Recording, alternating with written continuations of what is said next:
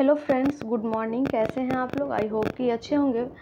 आज का जो सेशन है बहुत ही महत्वपूर्ण होगा क्योंकि आज जो है हम लोग प्रमुख अनुच्छेद पढ़ेंगे। प्रमुख अनुच्छेद एक दृष्टि में, यानी कि महत्वपूर्ण अनुच्छेद जो हर एग्जाम में पूछा जाता है वो हम लोग आज देखेंगे। इससे पहले कि आप लोगों को अगर वीडियो अच्छी लगेगी और आप लोगों के लिए हेल्पफुल रहेगी तो प्लीज़ वीडियो को लाइक, शेयर एंड चैनल को सब्सक्राइब जरूर कर लीजिएगा। अनुच्छेद देखने से पहले एक चीज़ हम लोग ये देख लेते हैं कि हमारे जो मूल संविधान थे उसमें कितना अनुच्छेद मूल संविधान में थे और वर्तमान में कितना है। मूल संविधान की बात करें तो मूल संविधान में टोटल 395 अनुच्छेद और 22 भाग और 8 अनुसूचियां थी। अभी वर्तमान में देखें तो वर्तमान में लगभग 448 अनुच्छेद, 25 भाग और 12 अनुसूचियां हैं। ऐसे देखा जाए कि भारतीय संविधान में सूची की दृष्टि से तो 395 अनुच्छेद ही है, क्योंकि संविधान के माध्यम से जो भी अनुच्छेद इसमें जोड़े गए हैं वे किसी न किसी अनुच्छेद के विस्तार के रूप में जोड़े गए हैं। जैसे हम लोग देखें, अनुच्छेद 21 क जोड़ा है, 51 क जोड़ा है, 300 क जोड़ा है, ऐसे जोड़ा गया है। तो अब हम लोग चलते हैं कि अनुच्छेद 1, 2, 3 करके बारी बारी से देखते हैं कि अनुच्छेद 1 में क्या है, 2 में क्या है। तो हम लोग देखते हैं कि अनुच्छेद 1 में जो है इसमें संघ का नाम और राज्य क्षेत्र दिया गया है। अनुच्छेद 2 में नए राज्यों का प्रवेश या स्थापना दिया गया है। अनुच्छेद 3 में नए राज्यों का निर्माण और वर्तमान राज्यों के क्षेत्रों, सीमाओं या नामों में परिवर्तन दिया गया है। अनुच्छेद 5 देखें, हम लोग आज महत्वपूर्ण अनुच्छेद करेंगे। अनुच्छेद 5 में देखें तो संविधान के प्रारंभ के समय नागरिकता दिया गया है।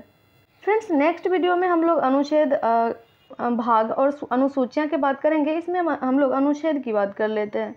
अनुच्छेद 5 में संविधान के प्रारंभ के समय नागरिकता है। अनुच्छेद 14 में विधि के समक्ष समानता का अधिकार है। अनुच्छेद 15 की बात करें तो इसमें धर्म, मूलवंश, जाति, लिंग या जन्म स्थान के आधार पर विभेद का प्रतिषेध है। अनुच्छेद 16 देखें तो इसमें लोक नियोजन के विषय में अवसर की समानता है। अनुच्छेद 17 जो कि कई एग्जाम में पूछ चुका है, अस्पृश्यता का अंत है। अनुच्छेद 18 में उपाधियों का अंत है। नेक्स्ट देखेंगे अनुच्छेद 19। अनुच्छेद 19 की बात करें तो इसमें वाक्य स्वतंत्रता आदि विषयक कुछ अधिकारों का संरक्षण है। अनुच्छेद 20 में अपराधों के लिए दोष सिद्धि के संबंध में संरक्षण है। अनुच्छेद 21 में प्राण और दैहिक स्वतंत्रता का संरक्षण है। अनुच्छेद 21 क में 6 से 14 वर्ष तक के सभी बच्चों को निःशुल्क और अनिवार्य शिक्षा का अधिकार है। नेक्स्ट देखिए अनुच्छेद 22 यानी कि 22। तो अनुच्छेद 22 में कुछ दशाओं में गिरफ्तारी और निरोध से संरक्षण है। अनुच्छेद 23 में मानव दुर्व्यापार एवं बलात्संग का प्रतिषेध है। अनुच्छेद 24 में कारखानों आदि में बालकों के नियोजन का प्रतिषेध है। अनुच्छेद 25 में अंतःकरण की और धर्म के अबाध रूप से मानने, आचरण और प्रचार करने की स्वतंत्रता है। अनुच्छेद 29 में अल्पसंख्यक वर्गों के हितों का संरक्षण है। अनुच्छेद 32 की बात करें तो अनुच्छेद 32 में संवैधानिक उपचारों का अधिकार है। अनुच्छेद 39 में राज्य द्वारा अनुसरणीय कुछ नीति तत्व है। अनुच्छेद 39 क में समान न्याय तथा निःशुल्क विधिक सहायता है। अनुच्छेद 40 में ग्राम पंचायत की स्थापना का प्रावधान है। अनुच्छेद 41 में कुछ दशाओं में काम, शिक्षा और लोक सहायता पाने का अधिकार है। नेक्स्ट देखेंगे हम लोग अनुच्छेद 43 ख। 43 ख में जो है इसमें सहकारी समितियों का संवर्धन है। अनुच्छेद 44 में नागरिकों के लिए एक समान सिविल संहिता है, यानी यूनिफॉर्म सिविल कोड का प्रावधान है। नेक्स्ट हम लोग देखेंगे अनुच्छेद 45। अनुच्छेद 45 में है 6 वर्ष से कम आयु के बच्चों की बाल्यावस्था की देखभाल और शिक्षा के लिए प्रावधान है। अनुच्छेद 48 क देखें तो इसमें पर्यावरण का संरक्षण और संवर्धन एवं वन तथा वन्य जीवों का रक्षा है। और अनुच्छेद 50 देखें तो इसमें कार्यपालिका से न्यायपालिका का पृथक्करण है। अनुच्छेद 51 में अंतर्राष्ट्रीय शांति और सुरक्षा की अभिवृद्धि है।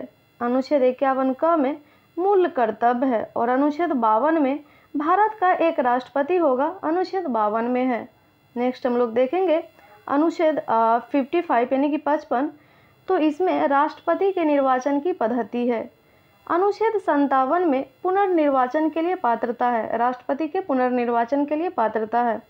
अनुच्छेद 58 में राष्ट्रपति पद की योग्यता है। अनुच्छेद 60 में राष्ट्रपति द्वारा शपथ या प्रतिज्ञान है। अनुच्छेद 61 में राष्ट्रपति पर चलाई जाने वाली महाभियोग की प्रक्रिया है। अनुच्छेद 66 देखें तो इसमें उपराष्ट्रपति का निर्वाचन है। अनुच्छेद 70 इसमें अन्य आकस्मिकताओं में राष्ट्रपति के कृत्यों का निर्वहन है।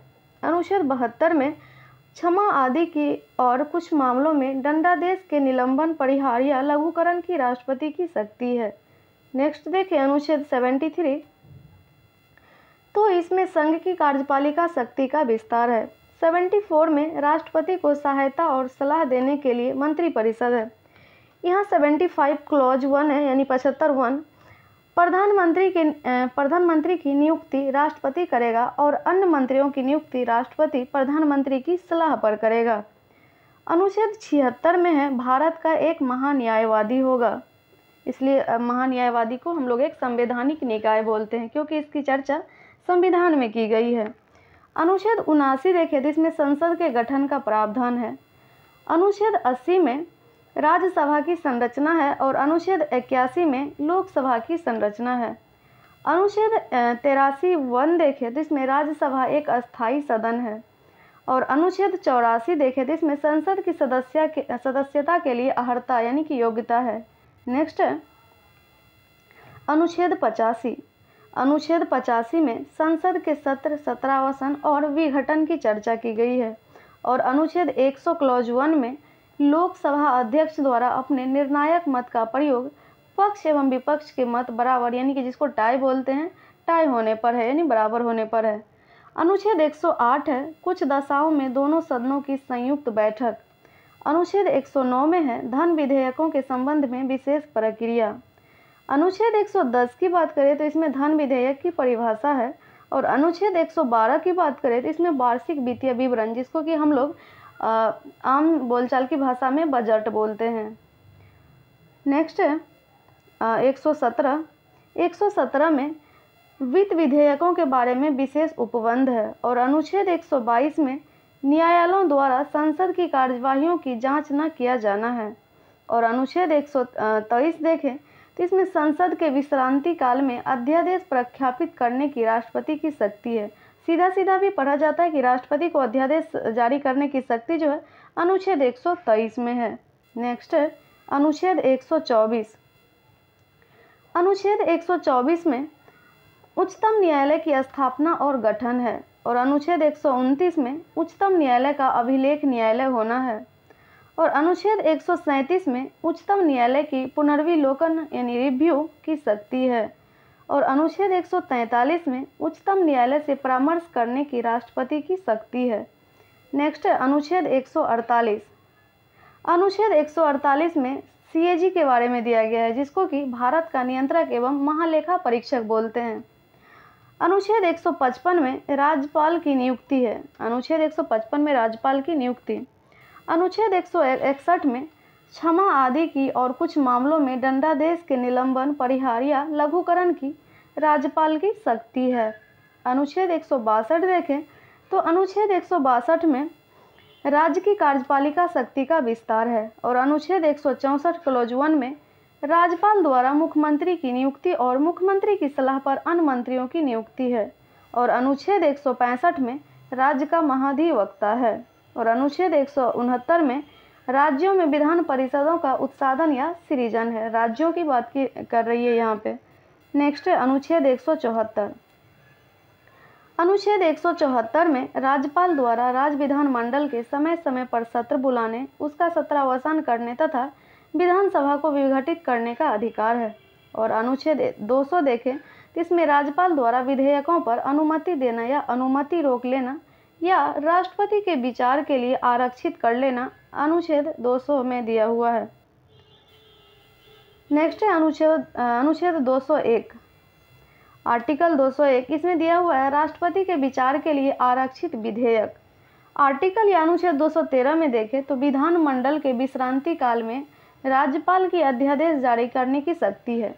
सीधा सीधा भी बोला जाता है कि राज्यपाल को अध्यादेश जारी करने की शक्ति जो है अनुच्छेद 213 में है। नेक्स्ट क्वेश्चन है, सॉरी ये अनुच्छेद है। नेक्स्ट अनुच्छेद है अनुच्छेद 214। 214 में राज्यों के लिए उच्च न्यायालय। 215 में है उच्च न्यायालयों का अभिलेख न्यायालय होना, आर्टिकल 215। अगर अनुच्छेद 216 या आर्टिकल 216 देखें तो इसमें उच्च न्यायालयों का गठन है, उच्च न्यायालयों का गठन। अनुच्छेद 217 में उच्च न्यायालय के न्यायाधीश की नियुक्तियों और उसके पद की शर्तें हैं। अनुच्छेद 219 देखें तो इसमें उच्च न्यायालय के न्यायाधीशों द्वारा शपथ या प्रतिज्ञान है। अनुच्छेद 226 में उच्च न्यायालय की कुछ रीटें निकालने की शक्ति है, यानी कि 226 में उच्च न्यायालय को रीट जारी करने की शक्ति प्राप्त है। अनुच्छेद 231 में 2 या अधिक राज्यों के लिए एक ही उच्च न्यायालय की स्थापना है। अनुच्छेद 233 में जिला न्यायाधीशों की नियुक्ति है और अनुच्छेद 239 में संघ राज्य क्षेत्रों का प्रशासन है। अब देखते हैं अनुच्छेद 239 क 239 क में दिया हुआ है दिल्ली के संबंध में विशेष उपबंध। अनुच्छेद 241 में संघ राज्य क्षेत्रों के लिए उच्च न्यायालय और अनुच्छेद 243 क में है ग्राम सभा और अनुच्छेद 243 ख देखें तो इसमें पंचायतों का गठन है और अनुच्छेद 243 ग देखें तो इसमें पंचायतों की संरचना है। नेक्स्ट है 243 घ।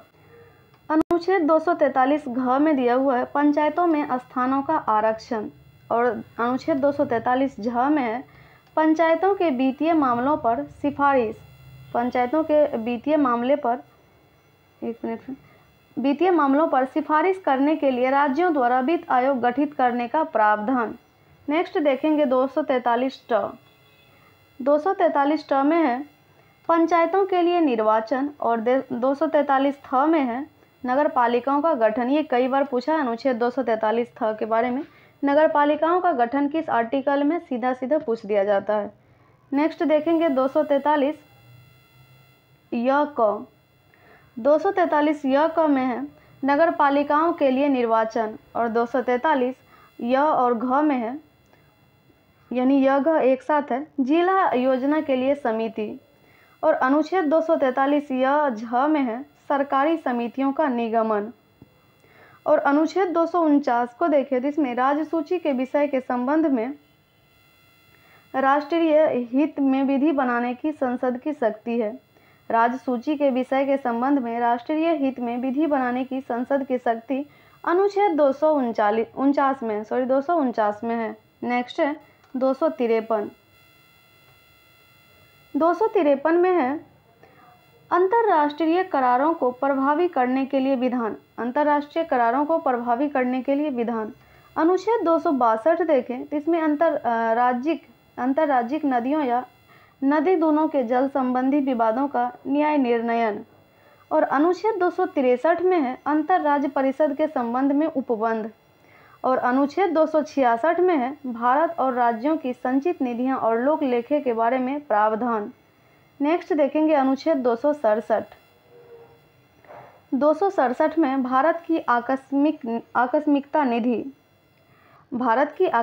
निधि और अनुच्छेद 280 में वित्त आयोग का प्रावधान है, फाइनेंस कमीशन का और अनुच्छेद 300 क में विधि के प्राधिकार के बिना व्यक्तियों को संपत्ति से वंचित न किया जाना। विधि के प्राधिकार के बिना व्यक्तियों को संपत्ति से वंचित न किया जाना अनुच्छेद 300 क में है, ये पहले मूल अधिकार में था। नेक्स्ट है 312। अनुच्छेद 312 में अखिल भारतीय सेवाएं हैं और 315 में संघ और राज्यों के लिए लोक सेवा आयोग है, संघ और राज्यों के लिए लोक सेवा आयोग और अनुच्छेद 324 देखें तो इसमें निर्वाचनों के अधीक्षण निर्देशन और नियंत्रण का निर्वाचन आयोग में निहित होना है और अनुच्छेद 326 में लोकसभा और राज्यों की विधानसभाओं के लिए निर्वाचनों का वयस्क मताधिकार के आधार पर होना। नेक्स्ट है अनुच्छेद 330। अनुच्छेद 330 में दिया हुआ है लोकसभा में अनुसूचित जाति एवं अनुसूचित जनजातियों के लिए सीटों का आरक्षण। अनुच्छेद 330। 331 में लोकसभा में आंग्ल भारतीय समुदाय का प्रतिनिधि जो कि 104वें संविधान संशोधन अधिनियम 2019 द्वारा निष्प्रभावी हो गया, यानी कि हटा दिया गया। नेक्स्ट है अनुच्छेद 332। अनुच्छेद 332 में राज्यों की विधानसभाओं में अनुसूचित जातियों यानी कि SC ST के लिए स्थानों का आरक्षण है। अनुसूचित जातियों और अनुसूचित जनजातियों के लिए स्थानों का आरक्षण। अनुच्छेद 333 में राज्यों की विधानसभाओं में आंग्ल भारतीय समुदाय का प्रतिनिधि, जो कि 104वें संविधान संशोधन अधिनियम 2019 द्वारा निष्प्रभावी हो गया, यानी कि हटा दिया गया, उसको खत्म कर दिया गया। अनुच्छेद 338 देखें तो इसमें राष्ट्रीय अनुसूचित जाति आयोग का मेंशन किया गया है, राष्ट्रीय अनुसूचित जाति आयोग। और 338 क में राष्ट्रीय अनुसूचित जनजाति आयोग है। 338 में SC के बारे में, 338 क में ST के आयोग के बारे में दिया है। और अनुच्छेद 338 ख में पिछड़े वर्गों के लिए राष्ट्रीय आयोग है। और अनुच्छेद 340 में पिछड़े वर्गों की दशाओं के अन्वेषण के लिए आयोग की नियुक्ति है। और अनुच्छेद 343 में संघ की राजभाषा हिंदी और लिपि देवनागरी घोषित किया गया है अनुच्छेद 343 में। और अनुच्छेद 344 में राजभाषा आयोग है। और अनुच्छेद 350 क में प्राथमिक स्तर पर मातृभाषा में शिक्षा की सुविधाएं हैं, प्राथमिक स्तर पर मातृभाषा में शिक्षा की सुविधाएं हैं। और अनुच्छेद 350 ख देखें तो 350 ख में भाषाई अल्पसंख्यक वर्गों के लिए विशेष प्राधिकारी है। और अनुच्छेद 352 में राष्ट्रीय आपात की घोषणा युद्ध या बाह्य आक्रमण या सशस्त्र विद्रोह की स्थिति में है। अनुच्छेद 356 में राज्यों में संवैधानिक तंत्र के विफल हो जाने की दशा में उपबंध है। और अनुच्छेद 360 में वित्तीय आपातकाल घोषित करने का प्रावधान, वित्तीय आपातकाल घोषित करने का प्रावधान। और अनुच्छेद 368 में दिया हुआ है संसद की संविधान का संशोधन करने की शक्ति और प्रक्रिया, संविधान में संशोधन करने की शक्ति और प्रक्रिया अनुच्छेद 368 में दिया गया है। आप लोगों के लिए क्वेश्चन है, संविधान में जो संशोधन करने की प्रक्रिया है यह किस देश से लिया गया है? आप लोग कमेंट बॉक्स में इस क्वेश्चन का आंसर बताइएगा, हम नेक्स्ट वीडियो में इसका आंसर बताएंगे। तो फ्रेंड्स, आज का ये सेशन कैसा लगा? इस टाइप की और भी वीडियो चाहिए, जैसे कि संविधान के भाग हुआ और अनुसूचियाँ हुई और किस अनुसूचिया में कौन सा विषय है। अगर इस टाइप की वीडियो चाहिए तो आप लोग कमेंट बॉक्स में फटाफट कमेंट कर सकते हैं। और वीडियो आपके लिए अगर हेल्पफुल रही होगी और अच्छी लगी होगी तो प्लीज़ वीडियो को लाइक, शेयर एंड चैनल को सब्सक्राइब जरूर कर लीजिएगा। मिलते हैं आपसे नेक्स्ट वीडियो में, तब तक के लिए जय हिंद, जय भारत।